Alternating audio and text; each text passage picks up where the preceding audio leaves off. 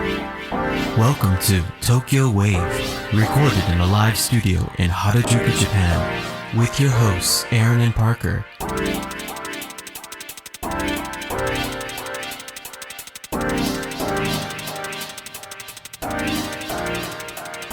All right, everyone, welcome to episode 3 of Tokyo Wave. We're your hosts, Aaron Randall and Parker Allen. Since our last episode, Tokyo is now in a state of emergency. Is that a siren I hear, Aaron? I think I can hear one in the distance coming our way. On Tokyo Wave, we bring you weekly updates from our studio in Harajuku, Japan's most fashionable quarantine bunker. Today's episode of Tokyo Wave is a State of Emergency special. Parker, what are we going to do for the State of Emergency special? I don't know, man. I just thought it sounds cool. State of Emergency special.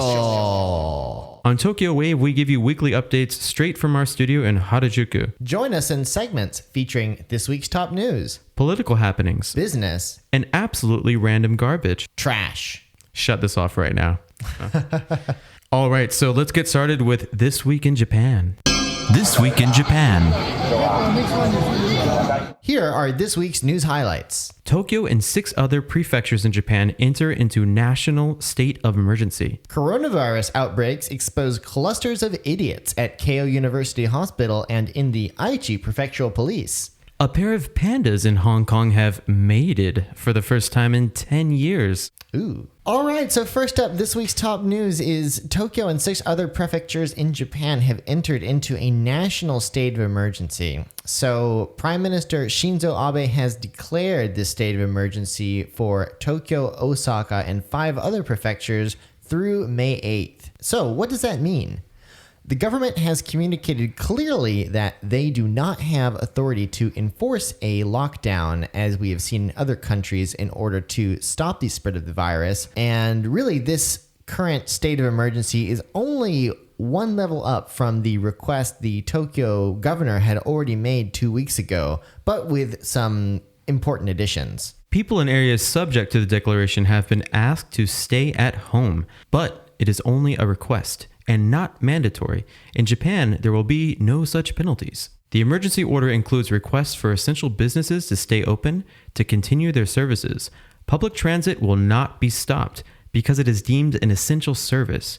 Supermarkets and stores selling food, medicine, and necessary daily goods will also stay open. Private companies in the country cannot be forced to close, but this emergency declaration could pressure them into switching to working from home. Due to constraints in the Japanese constitution, private companies in the country cannot be forced to close. However, the declaration could pressure them into switching to, for instance, working from home, or if that's not possible for the type of business they're running, needing to temporarily close their establishments. Governors of prefectures subject to the declaration can request or order the closure of schools and restrict the use of facilities where many people gather, such as museums and movie theaters. They can also request delivery firms to transport medical goods and equipment, including masks. Land and buildings can be used without the consent of the owners for temporary medical facilities,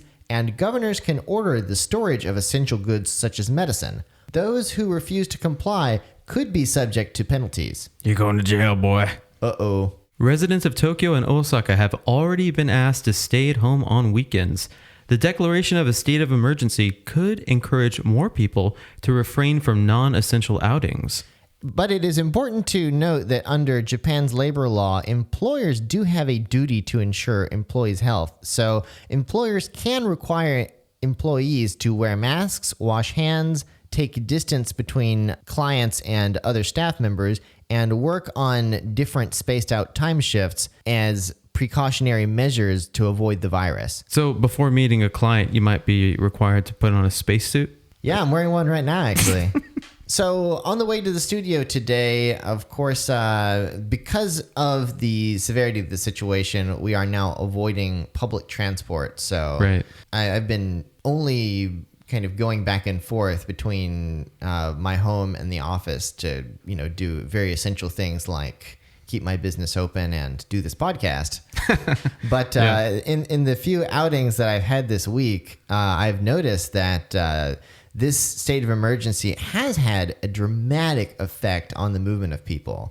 Even the roads are empty. You know, I've seen tweets of people on the trains, even today and yesterday, and they're just completely empty, which is great. Wow. Well, it would be great if we were adventurous enough to ride on them, but no, that stuff's scary. Stay at home, guys. Yeah, stay at home. Hashtag stay at home.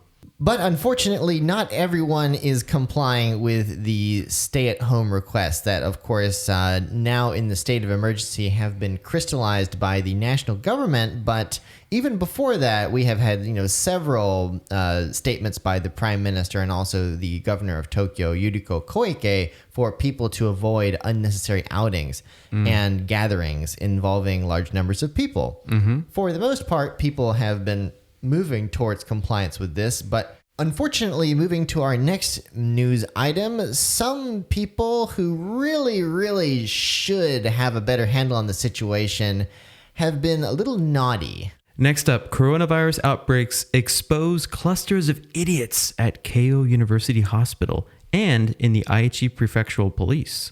Oh, geez. Looking into what happened just a few days ago with these doctor trainees, Keio University Hospital, one of Japan's most prestigious hospitals, apologized for an unforgivable blunder after 40 trainee doctors attended a drinking party and subsequently 18 of these doctors tested positive for the coronavirus. Jeez, half. Yeesh. So I saw this news. You saw this news too, Aaron. Mm-hmm. And I immediately thought, of course, where's the Snopes page, right? I know, right? And apparently, we weren't the only people who thought that. Japan's tabloid of tabloids, Shukan Bunshun, spoke with an employee at the dining bar that these doctor trainees crashed.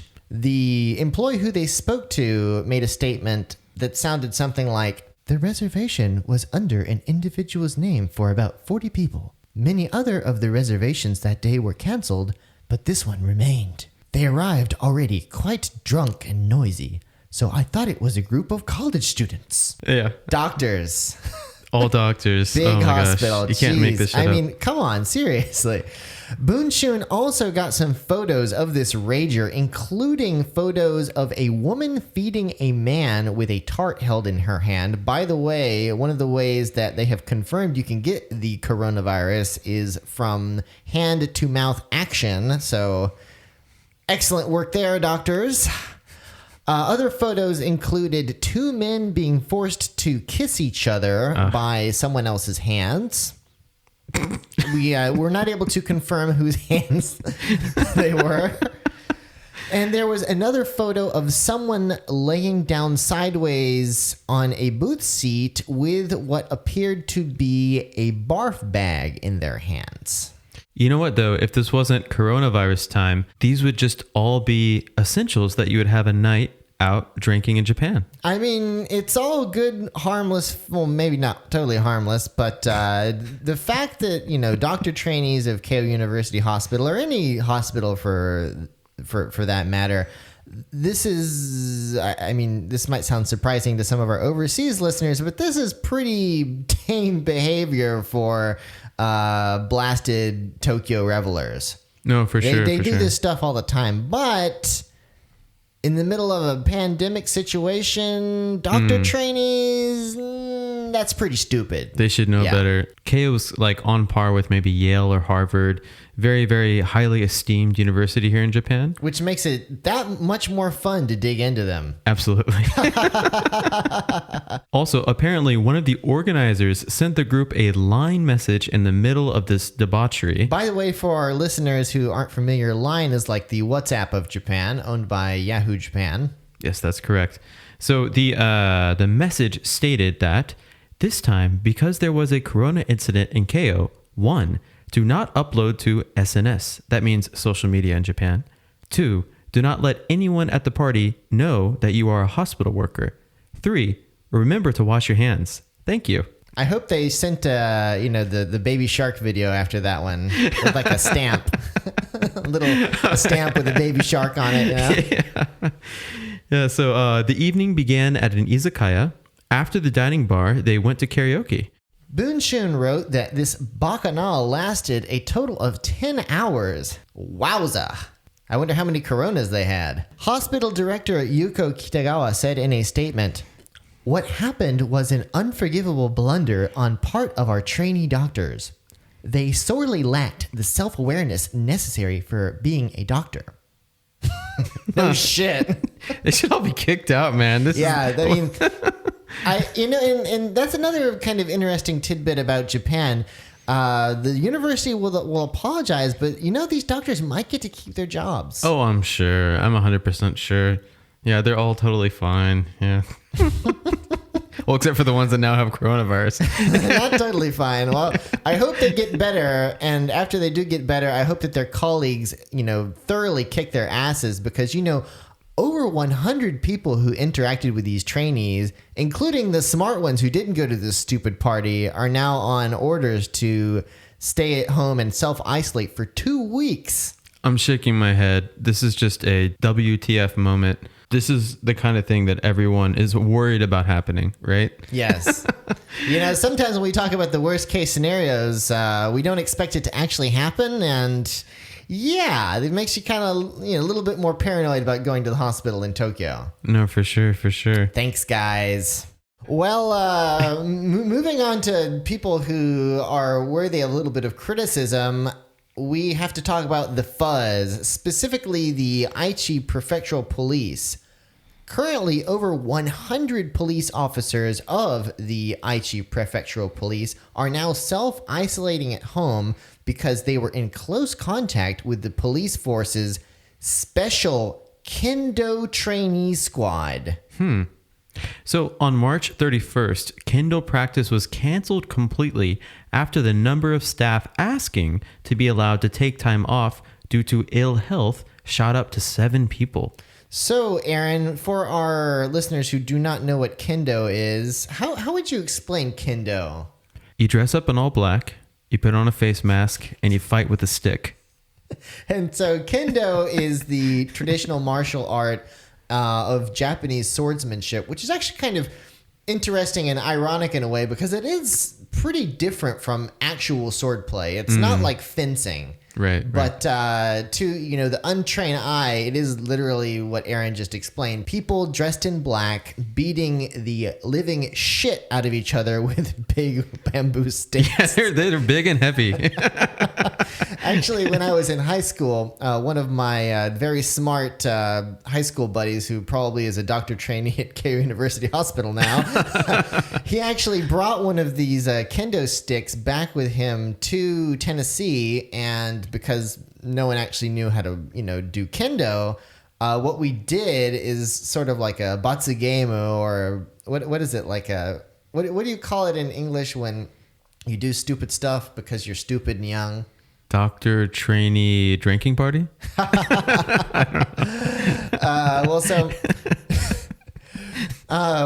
We took turns. Well, I say we. I didn't partake because I thought this was really stupid. But my genius friends took turns partaking in whacking the living bejesus out of each other with the kendo stick. And it looked like it really hurt. No doubt. The sticks are extremely heavy. I mean, have you picked up one of the sticks before? I actually haven't, but, I said my friends were whacking each other. I didn't mention specifically. They were whacking each other in the ass. Wow. So Batsu game, I guess the literal translation is punishment game. Yeah, it's a punishment game. Yeah, and this is quite popular in Japan, like in Tennessee, apparently. So, according to the prefectural police, their kendo group was made up of 22 people, including practitioners mainly in their 20s and 30s, who were making appearances at national tournaments and also training to become kendo instructors.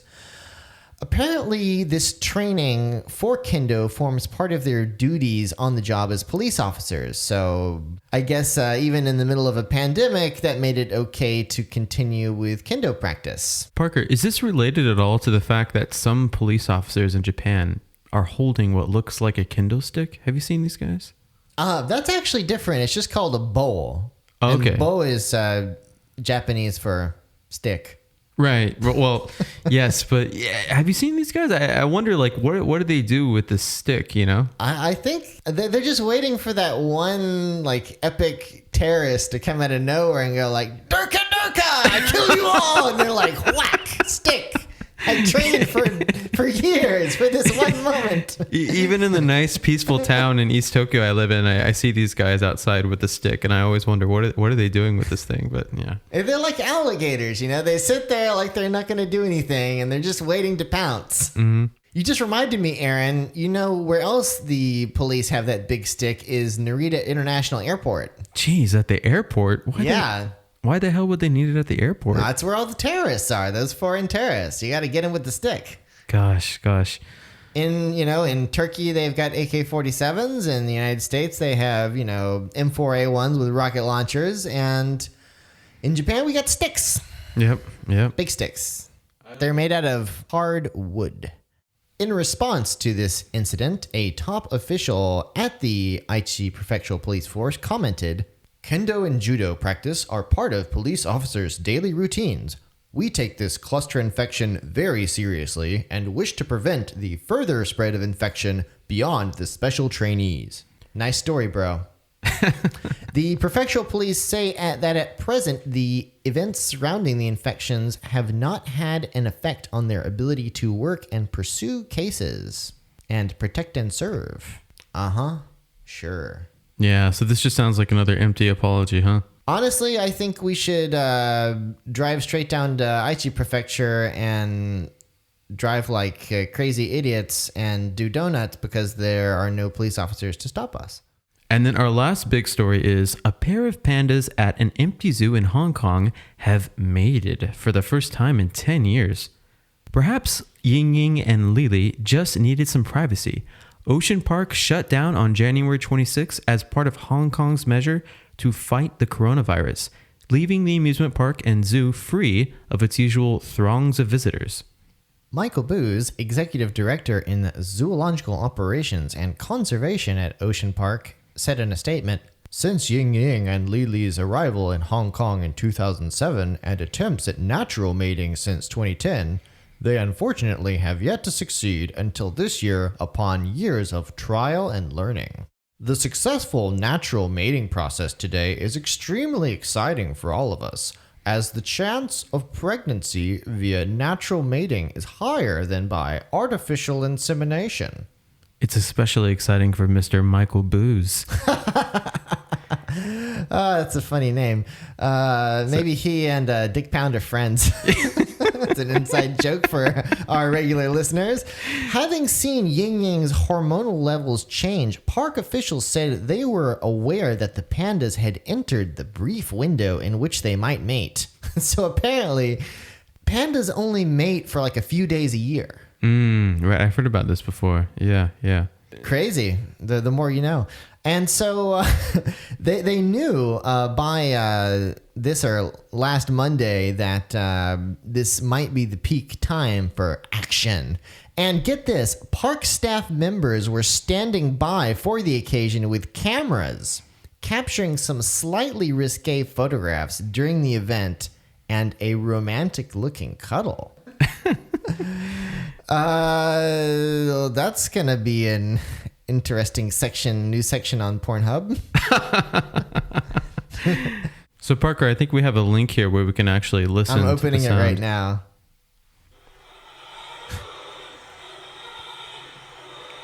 Ooh, sounds like something's going on there. I mean, I guess this is just how pandas do it, but it's like a machine almost. Look at this. Oh, wow.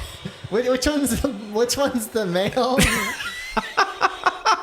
They're just all over the place. Damn. I mean, this is 10 years of pent up hormones. We were talking about Florida spring break, and now we've got Hong Kong spring break. These pandas. I mean, they say that like bears, like pandas, don't like have sex for pleasure, but they sure look like they're enjoying it. I mean, look, he's got a little panda smile. Look at this guy. Look at this guy. They are in a very different mode for sure. I mean, if this isn't a meme, I don't know what Oh it my is. God. That bear is smiling so hard. You know who he looks like? He looks like the guy in The Shining. Oh, wow. That smile, Jack Nicholson? Yeah, Jack Nicholson. All work and no play makes Jack a dull boy. Here's Johnny. So, the difficulties that pandas find in reproducing has contributed to the species becoming very vulnerable. Endangered even. Yeah. In 2014, the Worldwide Fund for Nature estimated that there were only 1,864 giant pandas remaining in the wild. Well, there are about to be a couple more. The park said confirmation of pregnancy can only be detected by an ultrasound scan some 14 to 16 days before birth. Oh, wow. Can't really use birth control if you're a panda. But before then, Ying Yang, who is the female panda, might exhibit hormonal fluctuations and behavioral changes as early as June if fertilization has occurred. She also might start eating leaves that look suspiciously like Krispy Kreme donuts and getting cravings for French fries and whatever else it is that pandas eat. So the announcement was a rare bit of good news as Hong Kong reels under recession and movement restrictions caused by the coronavirus. Ocean Park, which is earmarked for a 10.6 billion Hong Kong dollar, which is 1.4 billion US dollars bailout from the city government, has been shuttered since late January because of the pandemic. So, here's it for you, Tokyo Wave listeners. When the people are away, the pandas will play. You're now listening to Tokyo Wave. All right, that was fun talking about the pandas, but we got to get back to brass tacks this week on Tokyo Panic Room. Tokyo Panic Room. Well, we hope you stockpiled enough natto because next up we are going to really scare your pants off with Tokyo Panic Room. So Parker, I think there's a lot of talk amongst foreigners in Japan, Japanese here, everyone in Japan. What's going to happen with this specific state of emergency? And as we mentioned early in the episode, a lot of this is voluntary. And so there's a valid question out there. How much is this state of emergency actually going to affect the movement of people? And can it stop the more and more seemingly runaway nature of the increase of coronavirus cases in Japan, especially in major cities? Like the one we're in right now, Tokyo. Yeah. One of Abe's big pushes for the state of emergency is requests that people do not return to their hometowns outside of Tokyo. Not just regular people, but just the other day, the LDP actually put out a notice to all LDP politicians to not return to their local districts. So the people in government as well. Okay. Exactly. And so usually politicians will return to their local districts on the weekends to talk to supporters and, put their ear to the ground to see what their, what local people are concerned with. But they're not even allowed to do that now as, increasingly we're actually seeing lots of news stories additionally about people in the countryside being wary of people coming from Tokyo and other metropolitan areas potentially to avoid the catching the virus in a major metropolitan area. But of course, the people of the countryside are saying, hey, don't bring your corona butt-skis over here because we don't have that many cases. Right. No, this is, we've seen this in other countries too, especially with the U.S. on the East Coast. Halting and stopping, preventing movement is probably the best measure. One of the reasons Florida has so many cases is because before there was a lockdown in New York City, people were fleeing New York, and the number one place they were going to is Miami. So now Miami is just flooded with corona cases. So it makes sense that they're kind of putting these provisions in place to stop people from leaving the big cities, right? Yes. Well, and also, just the other day, I saw on Twitter that at least at the time of this recording, The last two prefectures of Japan's 47 who do not have a single coronavirus case are Tottori and Iwate prefectures. But both of these prefectures also have a very few number of tests that have been carried out. So there really is a question. I mean, it's only a matter of time until there is coronavirus in all of Japan's 47 prefectures.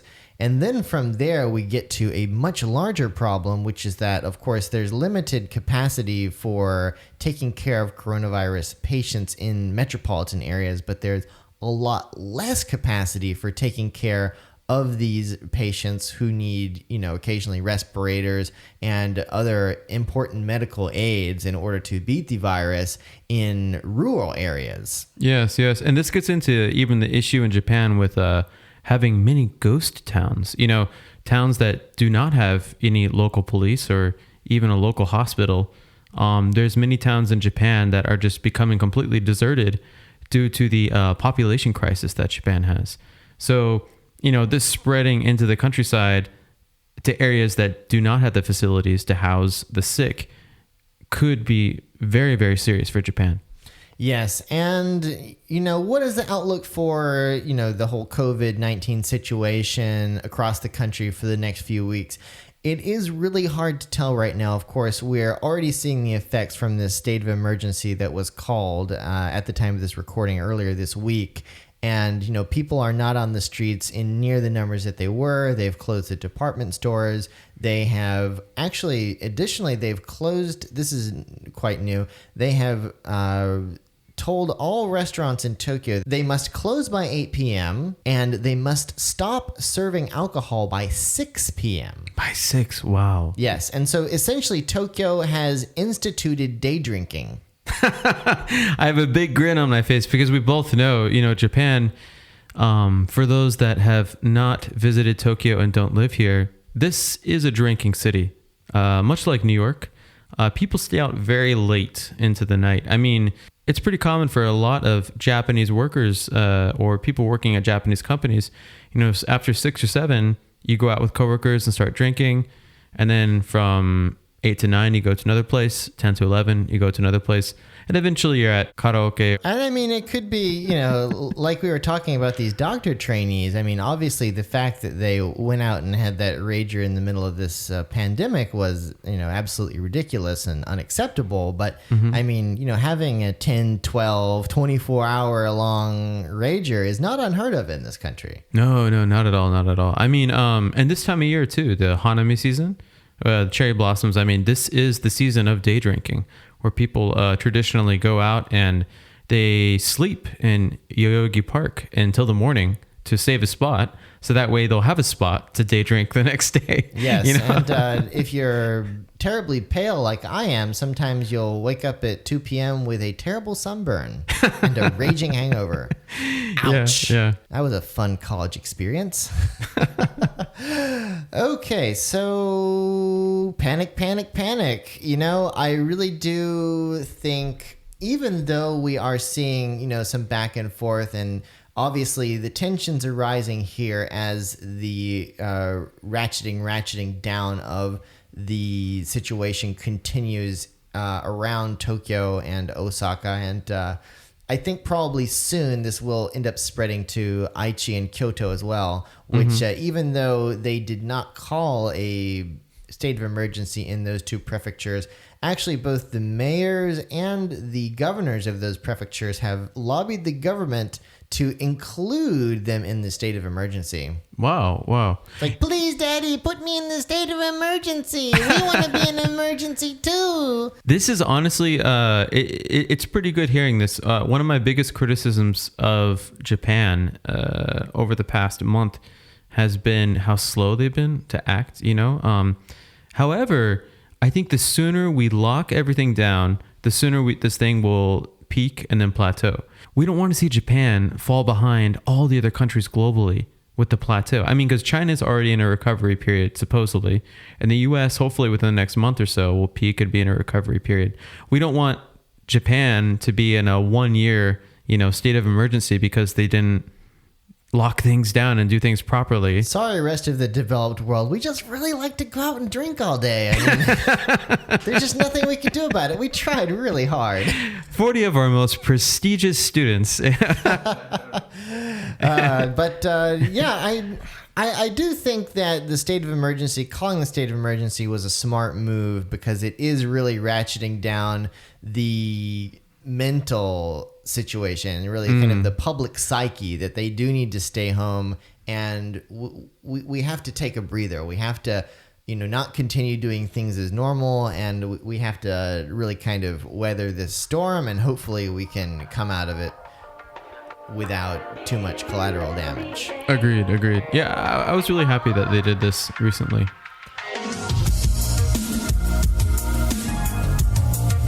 You're now listening to Tokyo Wave. All right, next up on Tokyo Wave is a random Inaka. Random Inaka. So, where there aren't any COVID-19 cases yet is Iwate Prefecture. That's right. And so, Aaron, I might have mentioned this to you before, but I actually went to Iwate on my first trip to Japan. Yes, that's right. I really do think that Iwate has the 3 M's. What are the 3 M's? Well, thank you for asking. Mountains, mild summer weather, and more mountains. Ooh, all right. Lots of mountains. Iwate faces the Pacific Ocean to the east, with sheer rocky cliffs among most of the shoreline, interrupted by a few sandy beaches. The border with Iwate Prefecture on the west is generally formed by the highest points of the O Mountains. Aomori Prefecture is to the north, and Miyagi Prefecture is to the south. The O Mountains on the west still contain active volcanoes such as Mount Iwate at 2,038 meters, the highest point in the prefecture, and Mount Kurikoma at 1,627 meters. But the Kitakami Mountains running through the middle of the prefecture from north to south are much older and have not been active for thousands of years. Mount Hayachine at 1,917 meters lies at the heart of the Kitakami Range. So yeah, basically it's just a bunch of mountains. I bet there's some really beautiful forests in the area too, yeah? Yeah, that's, usually that comes together with the mountains. Right. But, Iwate in Japanese, you put the two kanji together, it means hand of the mountain. Oh. And obviously there's a whole bunch of mountains there. But besides the mountain ranges and the coastline, the prefecture is characterized by the Kitakami River, and it's actually the 4th longest river in Japan and the longest in Tohoku. Oh, wow. The basin of the Kitakami River is large and fertile, which is providing essentially the only non-mountainous part of the prefecture, which is where most of the prefecture's largest cities, industrial parks, and farms happen to be located. Because of its mountainous nature, Iwate has the lowest population density of any prefecture outside Hokkaido, and 5% of the total land area of the prefecture has been designated as natural parks. Sounds like a good place to escape to right now. But the government told us not to. Yeah. We definitely would not be welcome right now. No, I don't think so. But, so when I was 15, I went to Tono, which is actually smack dab in the middle of Iwate Prefecture, in between some of those beautiful mountains. Mm-hmm. And it was really cool because, of course, being from Tennessee, which is, banjos and bears and banjos with bears. But so it was funny. I literally went halfway across the world from the sticks of America to the sticks of Japan. And Tono is a really beautiful city, and I have really come to enjoy Tono a lot more now that I've come to know it better, because the first time I went, I was, a useless high school kid, and I only cared about boomboxes and Garu. Boomboxes. Actually, when I was 15, they had a store that sold vintage boomboxes. Oh, really? I went home with 2. Oh, nice. Oh man, you were really into that, huh? The boomboxes, man. I just couldn't get enough. Yeah, yeah. But since moving to Japan, I've gone back and forth, of course, across the country. But I've spent a lot of time to really get to know the first place that I went to better. And really, Tono is a really interesting place with a lot of history. It's known as the birthplace of Japanese folklore. Oh, wow. And so you ever heard of kappa? Yes, yes. Like this little human frog thing that eats children and cucumbers? Yes, yes, And yes. hangs out by the river? Mhm. That's from Tono. Oh, wow. Yeah, so come to Tono and they'll eat your kids for you. Delicious. It's really kind of the quintessential random inaka. And if you've never been to Japan, or if you've been to Japan somewhat casually, or if you've lived here your entire life, you've probably never heard of or been to Tono. It's out there. I actually took a delegation led by my town's mayor, Andy Burke. Hi, Andy. You're probably not going to listen to this, but he said, yeah, Tono's, it's a hop, a skip, and a jump.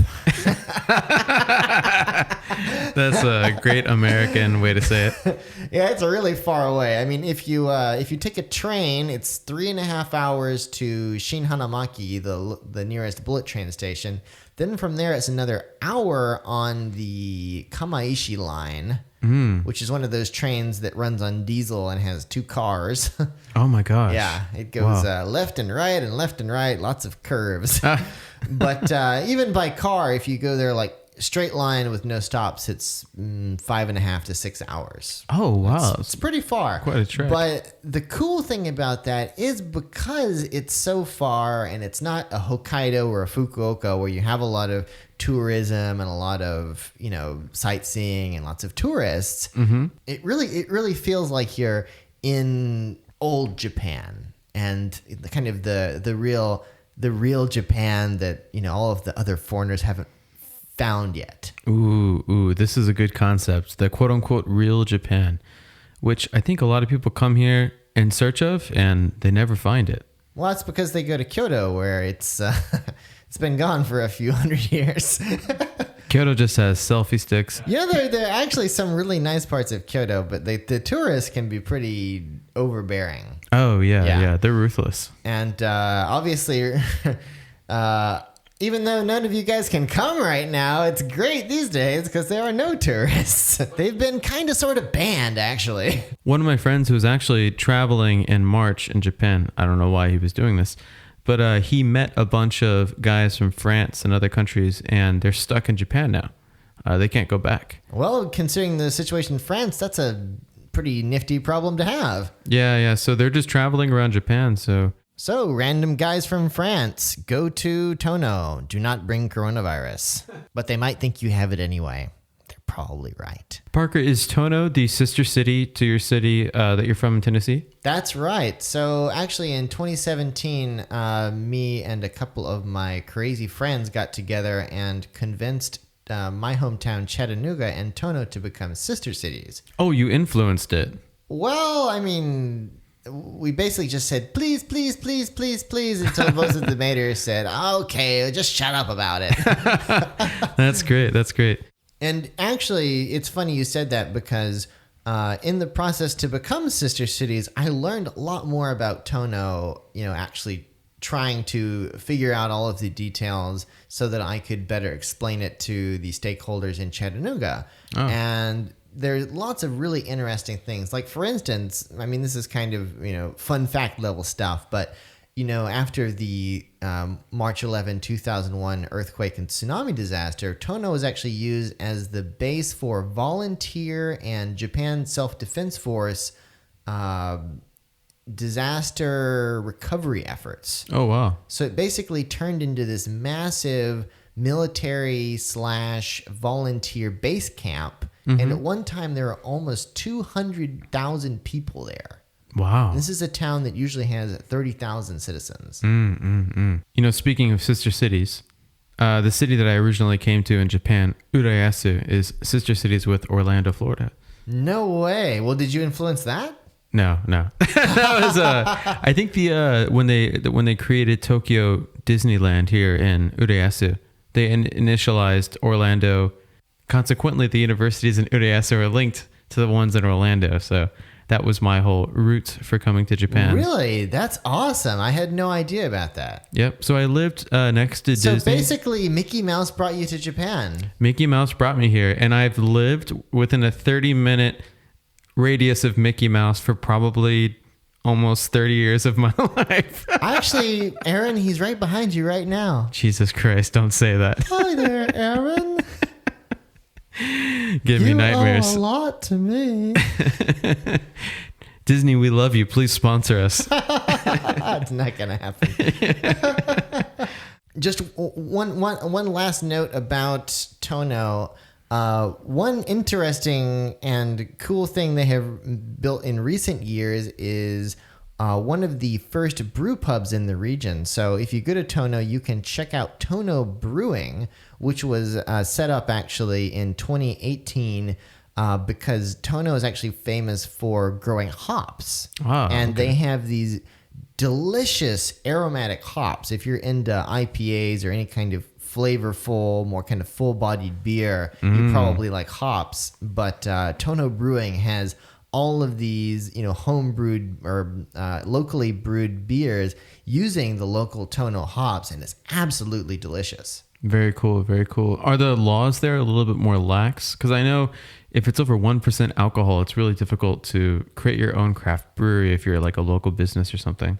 Well, it took a lot of time, effort, and money to get all of the necessary approvals to become a craft brewery. But they actually ran a successful crowdfunding project in early 2018 and gathered together over 8 million yen to fund their effort. Oh, wow. They also were very lucky because of the hops in Tono are actually cultivated by the Keating Beer Company. So Keating actually partnered with them and helped them through the approvals process, I think. Very nice. Very nice. So yeah, random Inaka of the day, Tono, check it out. They've got lots of mountains and beer and no coronavirus. But don't check it out now because they like having no coronavirus. Wait a little while. Yeah, don't bring it to them. You're now listening to Tokyo Wave.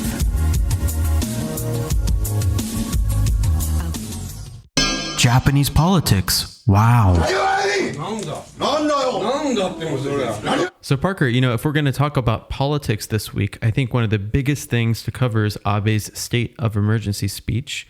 It was pretty damn good. You're absolutely right.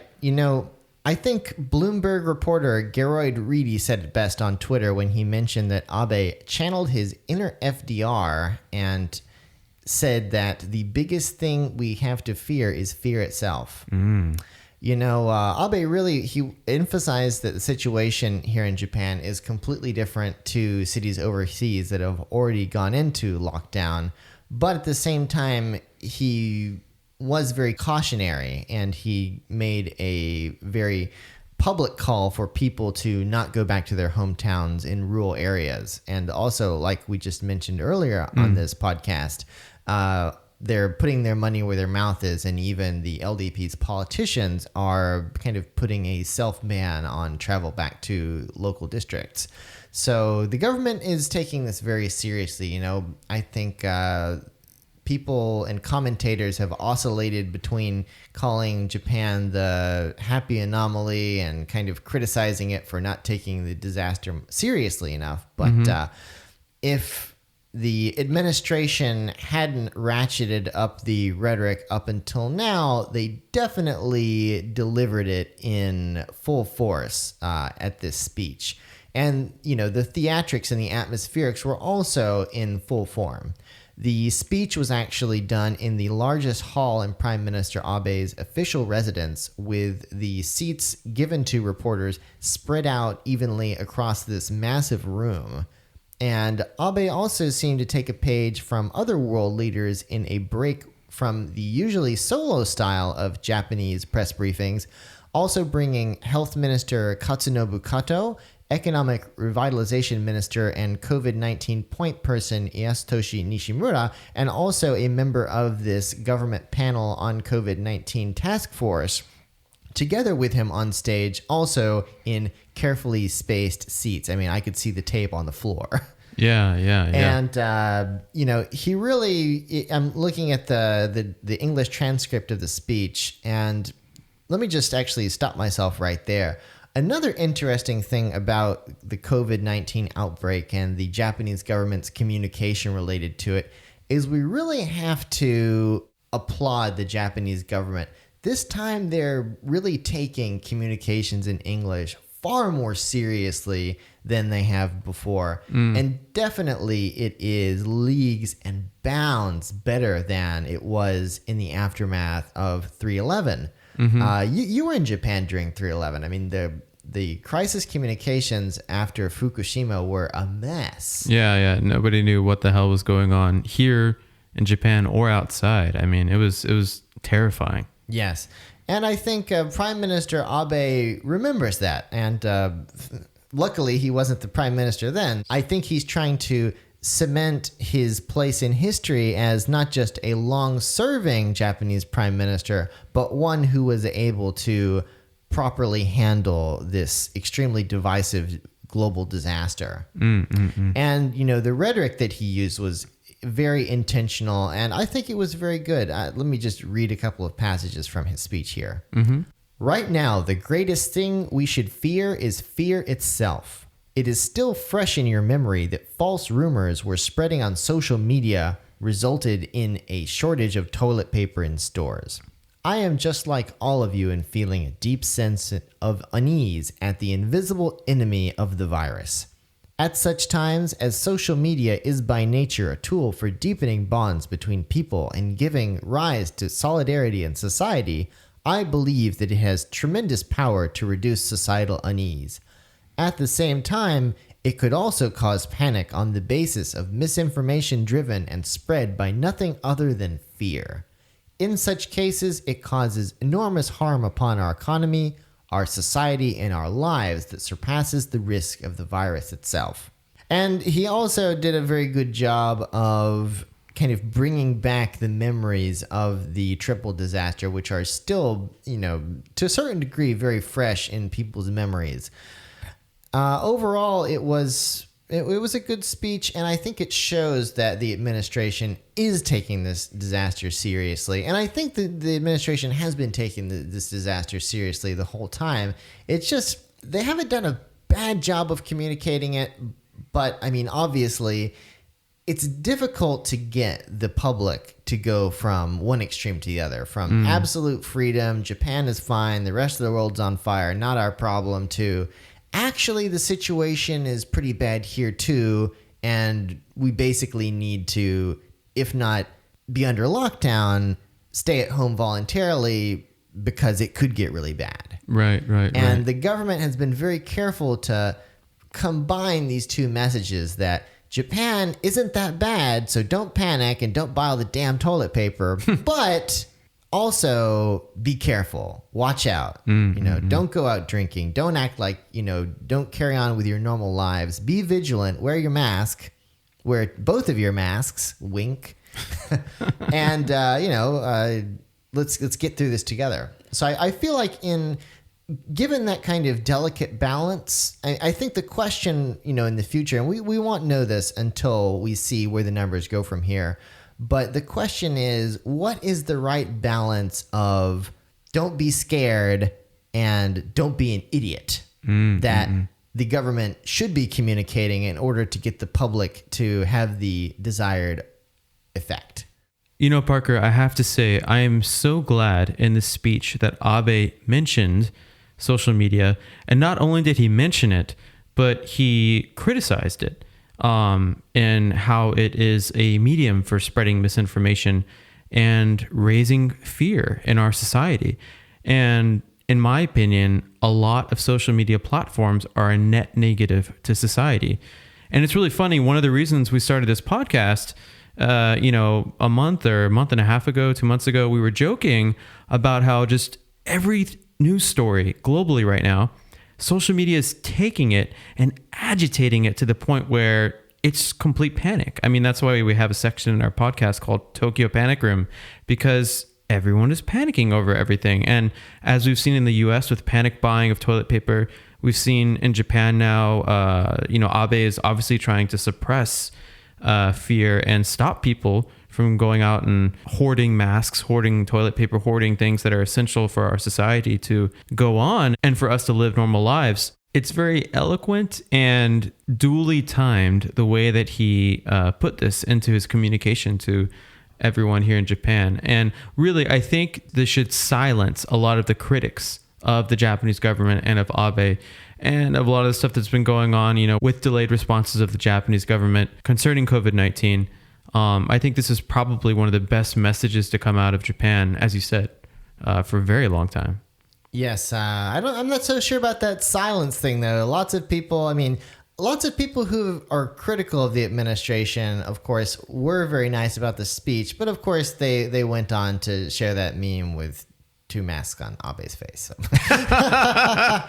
And also another kind of interesting aside, getting back into the nitty gritty of Japanese politics, right after Prime Minister Abe's speech was another press conference by Tokyo Governor Koike. Mm-hmm. And if you're following this whole government reaction to COVID-19 closely like we are, there is a bit of friction between specifically Tokyo Metropolitan District, which is led by Governor Koike, and the central government, which of course is led by Prime Minister Abe. That's not to say that they are complete and total arch nemesis right now. They're more like frenemies. Mm-hmm. And this goes back, of course, Koike won the election to become governor as a bit of a surprise after originally being a rank and file LDP member, but actually defying the LDP's Tokyo division, who did not want her to run for the governor election, and really whomping the LDP in a landslide victory in 2016. And later on, actually, they kind of made up. And actually, recently, the LDP has decided that it will not run an opponent candidate to Governor Koike in her reelection, which is coming up on July the 5th of this year, which was supposed to be right before the Olympics that aren't going to be happening anymore this year. That's why I say arch nemesis no longer, but frenemies most certainly. And so looking at the situation, obviously, I think Abe and his administration are very wary of the economic damage that COVID-19 is doing around the world. I agree with them to a certain level that Japan has a huge potential opportunity if it can keep the spread of the infection down and rebound quickly. And to rebound quickly, a hard shutdown, lockdown will not work to the country's benefit. And actually, I think it's also something that the administration has in their sights right now, that if they can do a quick voluntary shutdown and keep important business operations still working to some degree, that will poise them for a much better and stronger rebound than other countries around the world, such as China, and China. But on the other hand, though, of course, the hardest hit region right now in Japan is Tokyo. We've got the most cases. I think we're over 400 cases of coronavirus in Tokyo Metropolitan District right now. And Governor Koike she's very focused on saving human lives, which is also very important. I, for one, don't want to die. And she's taken a much harder line towards actually being very vocal about convincing the national government to go ahead and call this state of emergency and getting businesses to close. Even this, we had a bit of a back and forth. Actually, they originally ordered barbershops and hair salons to close, but they actually backpedaled on that. Oh, wow. Really? And so Governor Koike is seen as more of the hardliner, trying to do more of a hard shutdown for at least the state of emergency period up until May 6th. But on the other hand, the central government is, hey, wait a second, we want to do the post-recovery thing too. So let's not totally shut everything down and lock people into their houses. So there is a bit of tension there, but I think given the situation in other countries, such as the United States of America, it seems to be very amicable to what's going on between the United States president and some state governors. This reminds me of the current debacle that's going on between the president of the U.S. and New York mayor. Well, Aaron, so to segue to our last segment for today, the disaster situation, of course, is causing a lot of confusion. It's causing a lot of mixed messages, and, governments around the world, both at the national and local level, are having hurdles in bringing the public to the right direction in order to, mitigate the spread of this terrible virus and save human lives. And you mentioned about something that we are going to talk about now on Creative Stuff Time, that they're actually using AI now to research the virus and figure out how to create drugs to combat the spread of this terrible virus. Yes. So, for this week on Let's Talk About Creative Stuff Time, we're going to do something a little bit different that a lot of people might not necessarily associate with creative. You're now listening to Tokyo Wave. Let's talk about creative stuff time. It ain't no joke, as Rakim said. When people think of the word creative or creators, the image of fine artists, graphic artists, musicians come to mind. But in tech, some of the most creative and interesting findings are in the field of AI. And very timely, AI researchers are quick at applying this technology in the fight against the coronavirus. So there's three kind of interesting happenings. The first one is using AI to find drugs that target the virus. So a number of research projects are using AI to identify drugs that were developed to fight other diseases, but which could now be repurposed to take on the coronavirus. By studying the molecular setup of existing drugs with AI, companies want to identify which ones might disrupt the way COVID-19 works. I wonder if any of the drugs that Rick James happen to work against COVID-19. They got to get out there. Abigail's a hell of a drug. So, Benevolent AI, a London-based drug discovery company, began turning its attentions towards the virus problem late January. The company's AI-powered knowledge graph can digest large volumes of scientific literature and biomedical research to find links between the genetic and biological properties of diseases and the composition and action of drugs. So, while a large body of biomedical research has built up around chronic disease over decades, COVID-19 only has a few months worth of studies attached to it. So we're talking about basically a data issue, right? So all of these other diseases have years and years, and some of them hundreds of years of data and research and testing. But, we've only got just a couple months with the COVID-19. This greatly compounds the complexity of finding solutions for doctors and researchers everywhere.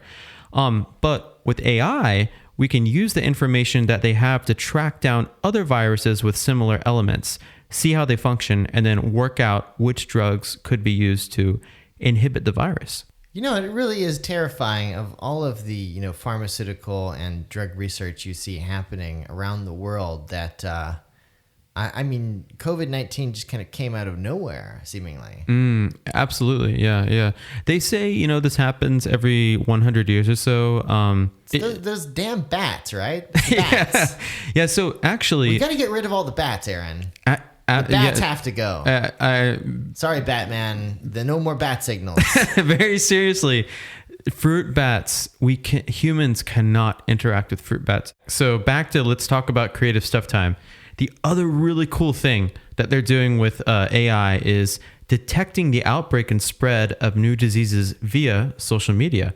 So it's thought that AI-driven heat map, which is affiliated with the Boston Children's Hospital, picked up the growing cluster of unexplained pneumonia cases shortly before human researchers, although it only ranked the outbreak's seriousness as medium. So John Brownstein, professor of Harvard Medical School and chief innovation officer at Boston Children's Hospital, said, We identified the early signs of the outbreak by mining in Chinese language and local news media, WeChat, Weibo, to highlight the fact that you could use these tools to basically uncover what's happening in a population. So the data generated by the health map has been made public to be combed through by scientists and researchers looking for links between the disease and certain populations, as well as containment measures. The data has already been combined with data on human movements gleaned from Baidu to see how population mobility and control measures affected the spread of the virus in China. Also, I think a couple companies in America did this as soon as it broke out in China on Twitter. These companies were trying to see if the virus was already in the UK, if it was already in America, by looking for keywords like people like saying, oh, I have a fever today. Oh, I have these symptoms. Because we're in a time now where so many people are putting everything on social media and everything on Twitter, it actually is helpful in tracking and seeing who might have certain symptoms of the virus, because you can kind of group and cluster these people that are tweeting about having a fever, having a cough, having all the symptoms of the virus. So on a macro scale, a lot of this technology can really help us track who has the virus, where they're going, and maybe, instate some kind of preventative measure to stop the transfer of it, in the future. I think, if anything, the takeaways from this episode, the coronavirus is serious, even in Japan. So please exercise social distancing, only go outside when absolutely necessary. Hey, listeners, that's right. You listener right there. We want your feedback, comments, and ideas. Drop us a line at wave@tokyowave.jp. That's wave@tokyowave.jp. We will listen to your ideas, and we might even try something new. For instance, just on Twitter, I asked my loyal followers what they would like to hear about, and they responded overwhelmingly that they do not want us to talk about that dumb new PPAP video. So, oh, God. We will not talk about that here on Tokyo Wave. No. Except for to say that it sucked. It's terrible. But wash your hands anyway. Yeah, still wash your hands. Take his advice. We hope you enjoyed Tokyo Wave. If you haven't already, you can subscribe to our podcast on Apple Podcasts, Spotify, SoundCloud, and YouTube. Thank you guys so much, and catch you next week.